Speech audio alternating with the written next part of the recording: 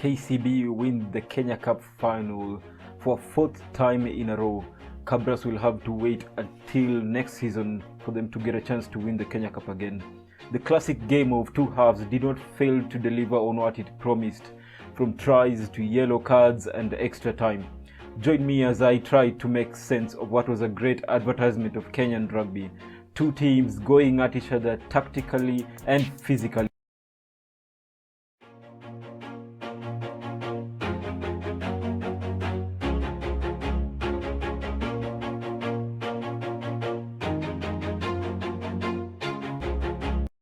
Hi there. Before we start, please kindly subscribe to this channel so that I may continue making this content. This video was due on Sunday after the final, but due to technical hitches, it has been delayed since. But let's get into it. So right from kickoff, Olindi kicks off deep into Kabras territory. The ball is executed by Dukisa and Onyala breaks the line on the right wing. In the end, Kabras turn it over. In the third minute, Kabras have a scrum in the KCB half, the 10-meter line. Dukisa goes for a high hanging kick. It lands in the front of KCB in goal area, and OJ manages to touch it down. Right from that, we can see Kabras' intentions. They wanted to play a territorial game, basically the South African type of game, where they were kicking their opponents into territory and managing to keep them down there and pressure points. There's a charge down on a kick by Olindi. The ball is turned over and Kabras go for a few carries by the forwards. The ball finally goes to the wing and Felix Ayange is tackled into touch. The referee goes back for a penalty advantage. Kabras go for the 3 and Dukisa slots it in. Scores 3-0 to Kabras. Kabras failed to retain the ball from the restart. The ball goes into touch. Musila doesn't get the throw right in the line out. So from the scrum, Kabras kick for touch. Mkidza fields the kick to Isaac Njoroge chase. Kubu goes for the kick and Njoroge takes him out in the air. Both players go down for a few minutes. Njoroge is finally taken off for a concussion. Kubu is back on his feet. Njoroge concedes a yellow card. Moses Ndungu says he has been yellow carded basically for taking the player out in the air. KCB are down to 14 men in the next 10 minutes. From the penalty, Kabras kick for touch, and you can see from the video Oliver Mangeni pointing at the assistant referee Constant Cup. Constant Cup puts his flag up, notifies Moses Ndungu that number 5 is shouting at me and pointing to where he thinks the ball went out. Moses Ndungu calls in Mkidza and Mangeni. KCB concede a penalty for talking to the AR. It's 3 points for Kabras, scores 6-0. Again, Kabras failed to reclaim the restart, which is an area they struggled with throughout the game. KCB knock it on after retaining the ball for some phases. Dukisa keeps kicking to the corners, forcing KCB back 3 to keep turning. Mukidza has to work all day to make sure that their backfield is covered. KCB get another line out. Musila gets another throw wrong. I don't know why he kept going for the hardest throw in the book. They were looking for the ball to go to the back at the 15. But Kabras get the ball and play a couple of phases, but the KCB defense is resilient. Dukisa goes for a high hanging kick and he finds grass. Kabras seem to be playing the South African brand of rugby, which ensures their team is moving forward. And if they aren't moving forward, they just go for the kick, put you under pressure, make you concede a penalty. Kabras get a scrum 5 meters from KCB's try line. Number 8, Jinson Musoga goes for a quick pick, but is stopped dead. Kabras go for a few pick and drives and finally lose it. But the referee was playing penalty advantage. Sikuta can be seen from the replay screaming at Tanga that there was space in front of him. KCB is currently holding their own in defense, but definitely under some pressure. Kabras go for the scrum, which is an interesting choice. The scrum is stable. Kubu and Ayange are in the blind side. Tanga plays it to Kubu. Kubu throws a dummy, and in he goes for his first try. Kabras in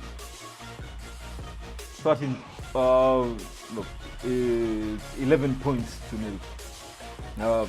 Dukisa converts, and when you're looking at the replay, you can see that the KCB defense just Kubu throws the dummy, and the KCB defense do not make the read fast enough. Definitely needed to do better. Kabras retained the restart. Finally, they go a couple phases. Nyambua has a strong carry on the wing. The Kabras forwards are folding around the rack and carrying in twos, showing that the South African game plan. They're carrying hard off Tanga and kicking from Dukisa when there's no momentum. Kabras get a penalty for offside a few meters from KCB's try line. They go for the scrum again, almost in the same spot as the first try by Kubu. Tanga plays to Kubu, and the KCB defense, having learned from their previous mistake, they don't want to buy the dummy from Kubu, so they hold their line. Instead, what does Kubu do? He just goes to the corner, low body position, and scores a try. Scores 20 points to nil.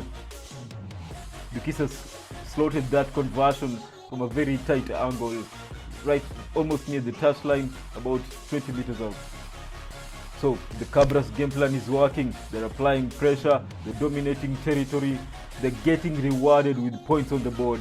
KCB are under pressure. The defense has been resolute in open play, but it's being questioned off the set piece. At the 36th minute, after a few kick exchanges between the side, there's a scuffle between the players after Jonah Kubu takes out a player in the rack. In my opinion, if Moses Dungu had seen it, it would have been a yellow card for Kubu. Referee says there's nothing in it. KCB players demonstrating. Another missed throw by Musila, who struggled with his line out. Mukidza sleeps and knocks on Dukisa's kick as he was going back. Kabras get a scrum in a favorable position. They go for the same move, Tanga to Kubu, but Ashiundu knocks it on. In the 37th minute, Kubu knocks on Mukidza's kick. It seems to be raining, the ball is getting greasy, both teams are struggling with the high ball. You can see several times Griffin Musila calls for the towel to wipe the wet ball, so definitely struggling under those conditions. In the 37th minute, there's a scrum. Rocky Aguko picks from the scrum, is tackled. There's nothing wrong with the tackle, but as he's going down, he twists his leg, and it's a nasty injury, definite fracture. At that time, my live stream wasn't working, so I went on social media and I didn't get to see the actual injury, but on what people were saying, it was terrible, and they kept saying that the director should not have put that injury on replay, because there are definitely kids watching and parents of children who want to play the game or who are playing the game who are watching. So definitely K24 need to do better on that. So the medical staff come on the pitch, guys with umbrellas, they shield the area, and the ambulance comes to pick Rocky Aguko. It's good to see from KCB social media that he's recovering well. Now, this is what I think is the turning point for the game. Kabras have all the momentum. KCB have lost 2 starting players and are 20 points down. But the match stops for more than 30 minutes because there is no ambulance on site. KCB therefore have time to calm down and break down what is going wrong for them. Kabras have just lost the psychological and emotional momentum they had. Placed back on, Felix Ojo replaces Rocky Aguko at number 8. Before the half ends, we have a glimpse of what KCB can do with the ball. They haven't had any ball so far, so they play a 1-3-3-1 system. If you're not familiar with it, 1-3-3-1 is an attacking system based on the positioning of the forwards on a rugby pitch. The same way we have 4-4-2s in football. So 1-3-3-1 is based on 8 forwards on a rugby field. So 2 forwards on each wing, preferably quick, loose forwards. KCB use Andrew Amonde and Steve Wamai. In the midfield, we have 2 pods of forwards. one pod that carries the ball directly off 9. In this case, KCB were carrying directly off Asasati, and another pod that carries directly from 10. The first pod, the goal is to attract as many defenders as possible. And the two guys, so they're positioned, so it's one ball carrier and the two support players. So the job of the ball carrier is to carry hard, and the two support players have to be strong enough to clear out a ruck on their own. Basically, it is used to generate quick ball for teams and create mismatches, especially on the wings. So imagine a guy like Andrew Amonde running against a winger, a right winger or a left winger, definite mismatch. And the pods in the middle, they don't just carry.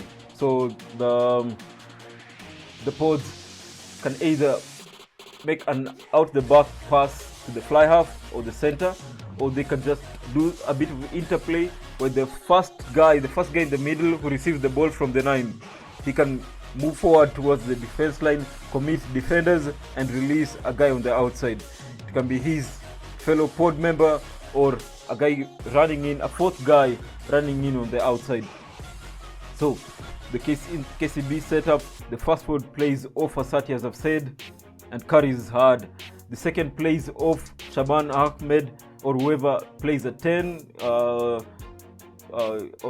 Olindi was also taking up that role at times. Andrew Amonde was used in the wings to carry hard, but the structure is not fixed, so Andrew Amonde can be seen carrying in the middle a couple of times, but the basic structure is 1-3-3-1. KCB get a penalty, but Mukiza misses the 3. Halftime scores 20-0. We go back to the second half. KCB have a clear change in their exit plan. Right from the kickoff, there's a tactical change. Rather than kick to Kabras or to kick for touch, they exit by playing the ball for a couple of phases, then box kick from Asati. The first kick finds grass behind Kubu, and he plays it to Dukisa, who is put under a lot of pressure by the KCB chasing forwards. Kabras exit kick and KCB counter attack with Asati looking dangerous with ball in hand. Onyala has a line break, but KCB lose the ball eventually. Kabras are defending aggressively at this moment, and the key elements in Kabras' defense system, which is one of the best defense systems in the country, is the chop tackle and stopping the ball from going wide. The key chop tacklers are the two lock forwards, Brian Juma and Hilario Diambo. They go hard at the ball carrier's ankles, so they chop like, if you're not familiar with the chop tackle, is where the tackler goes really low and cuts down the ball carrier as sort of a tree getting chopped down, hence the name chop tackle. So they cut down. Even Sifuna is also used as a chop tackler. So they chop tackle, then Nyambua or Sikuta go for the turnover. At some point, I think they were playing on the edge of the law, because even Dawe Mukiza went to complain to Moses Dungu that the Kabras forwards were not using their arms in the tackle. They're basically tackling like the Argentinian lock, Thomas Lavalini. They just throw the shoulder with no arms, which is very dangerous for the ball carrier. The ref says there's nothing in it. Now, the defense system for Kabras is great. It stops momentum, it gets them turnovers. And the second part, where they stop the ball from going wide. So in rugby, so teams attack in pods. So what Kabras do is they form a C shape around the pod. So they come hard. So the chop tacklers are coming towards the ball. So let's say this is a carrying pod. Kabras come hard towards these guys and they chop them. But the guys outside, the defenders outside the pod, they run around the pod and stop the ball from going to the wing, forcing these ball carriers to carry. Now, this works for teams that are happy to just carry one-dimensional rugby. But if you have a good ball playing forwards, they can get this out the back pass, or they can get this floating pass over the curving defense, and they can punish you on the outside. So And another disadvantage is Kabras considered a lot of penalties from their defensive system. Because the chop tacklers are going so low, they don't have time to roll away. So the KCB players will just come and form a ruck over the tackler and stop him from rolling away. And Kabras considered several penalties from this. Hilario Diabo and Brad Juma getting penalized for not rolling away a couple of times. So how did KCB exploit this defense system? How did they do it? So their 1-3-1 system allows KCB to shift the ball to the backs using the second line of attack. And here they used Olindi and Onyala a lot. So Onyala will be, so this is the ball carrying forwards. Onyala will just position himself behind the pod. And immediately this guy receives the ball, Onyala starts moving outside. And in case there's space on the outside, Onyala calls for the ball and runs through the gap. The low position of the chop tacklers allows for KCB forwards to play the ball around. And credit to the front row, Patrick Ouko, Griffin Musila and Oscar Simiu. Their ball handling skills really contributed to KCB's success in attack. So they will just carry the ball, and knowing that the tackler will come very low, they will just step to the side, allow themselves to be tackled and release the ball from using an offload to the oncoming center, Onyala, Olendi or Kilonzo. So let's look at the first try that KCB scored. So Amonde makes a big carry on the right wing, gains about 10 meters. Ball is played to the ball carrying first pod that we talked about. Ojo, who is in that pod, offloads the ball to the 10, Shaban Ahmed, who plays to the second pod of front rows. The front rows, Oscar Simiu and Patrick Ouko, using some clever interplay, commit their defenders and release the ball to oncoming Onyala, who is coming around the pod. Onyala runs from behind the pod and joins the attacking line late. He notices a mismatch with a lock forward in front of him. He steps around his defender and fends off Dukisa before passing to OJ, who's too strong for Kubu and just scores in the corner. Kubu calls for a forward pass, but Moses Dungu says it's okay, scores 20 points to 5. KCB run it again from the kickoff. Again, they're just happy to run it for a couple of phases. If there's nothing in it, Asati kicks, a box kick. Unfortunately, this time he gets it straight out. At the 49th minute, you can hear a fan in the background saying that KCB can't make the 20 points deficit. In hindsight, you can see how funny this is. At the 55th minute, there's an incident.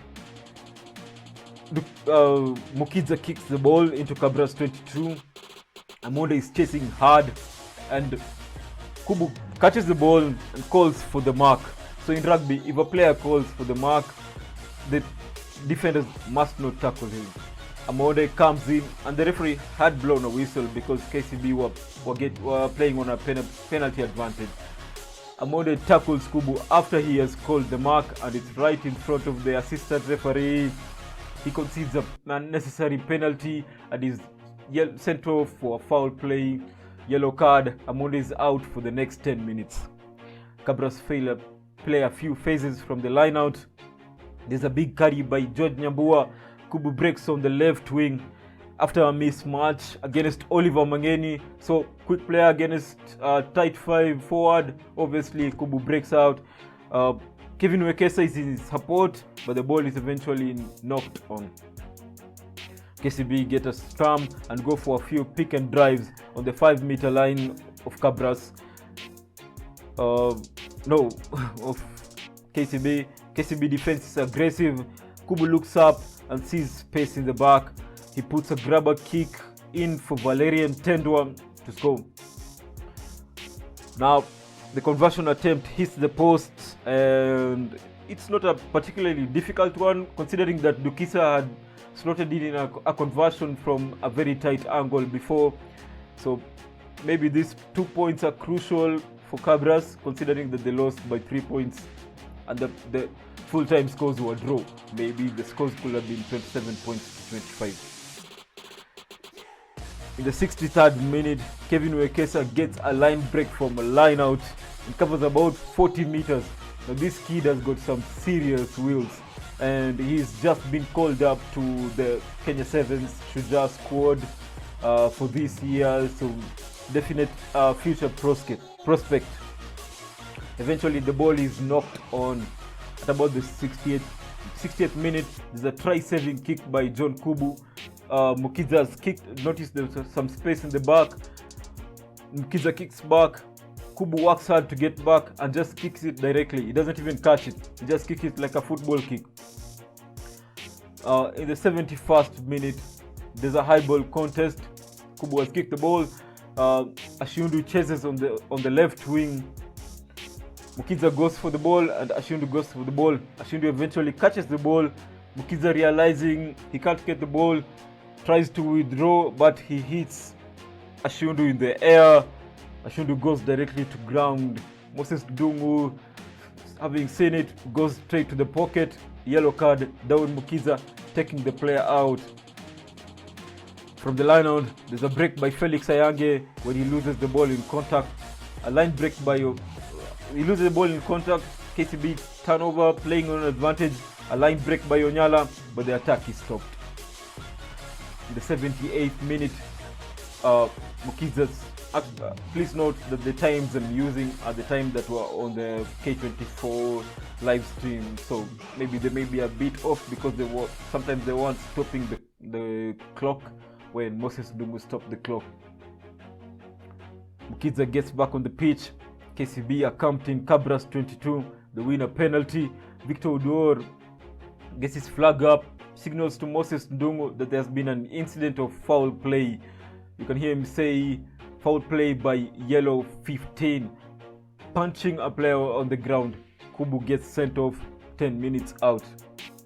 This is an opportunity for KCB. They don't waste it. They go for a quick pick and drive. Amode is too powerful for Kabras defense. He scores the try, scores 25 points to 18.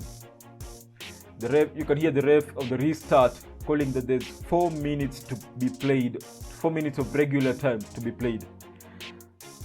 KCB are counting Kabras 22. Brian Juma is penalized for not rolling, and there's a second penalty for a high tackle on a KCB player. Onyala goes for the quick tap in front of the post, and there's a pick and drive, and a forward scores. I'm not sure who it is. Someone scores. KCB want to play this game on pace. Olindi converts. The unbelievable has happened. KCB have come from a 20-0 deficit. Now it's 25-25 at full time. The players go into a huddle. You can see Amonde and Sikuta, the main guys in their teams. Even the coaches were not saying much. Amonde and Sikuta are the ones laying down the law, inspiring the teams to get out and get after it. We go back. Kickoff. There's an exchange of kicks between Mukiza and Dukisa, who are definitely in a battle, in a real kicking contest on that final. Kabras win a penalty about 40 meters out. They like to go for points. Mukiza misses the 3. The drop kick from the 22 is recovered by Wekesa, and there's a half break from Collins Indeche, the replacement back row forward, but the ball goes into touch. In the 4th minute of extra time, Dukisa knocks on Mukiza's kick in the 22 area, and from his body language, you can just tell he knows that their fate is done. Kabras seem to dominate the scrum. Ephraim Odor looking strong in the scrum, but Moses Ndugu calls play on. KCB play a few phases, and they get a penalty advantage for offside. Moses Ndugu tells Sikuta that there were 3 players offside, and on further inquiry, he tells Sikuta that the first team to score will win the game. It's not 10 minutes each side. Mukiza scores the 3 and KCB wins the game. They've done the unbelievable. They've beaten the unbeatable, winning against Kabras at Nandi Bears, 4th time in a row against the same team. It's celebration galore for KCB. Kabras players on the ground. obviously reminiscing what could have gone wrong. So my thoughts on the game: so a great tactical and physical battle to watch. Definitely what a Kenya Cup final should be. It was literally a story of two halves. Kabras winning the first half 20 points to nil. KCB winning the second half 25 points to 5. And finally winning it 3-0 in extra time. My standout players for the game: first of all, all the starting front rows, especially Oscar Simiu, Eugene Sifuna and Griffin Musila, who played all the minutes available on that game. The Locks did the job well. Andrew Amonde in the back row was phenomenal, and would have had the perfect game had he not given away that silly penalty and got yellow carded. Steve Omae, absolute work rate in the back row. George Nyambua and Dan Sikuta showing why they're in the Simba setup. They're strong in attack, strong in defense. Dukisa and Olindi had a brilliant game, attacking each other with kicks, and Olindi definitely bringing a lot of energy in that KCB back three.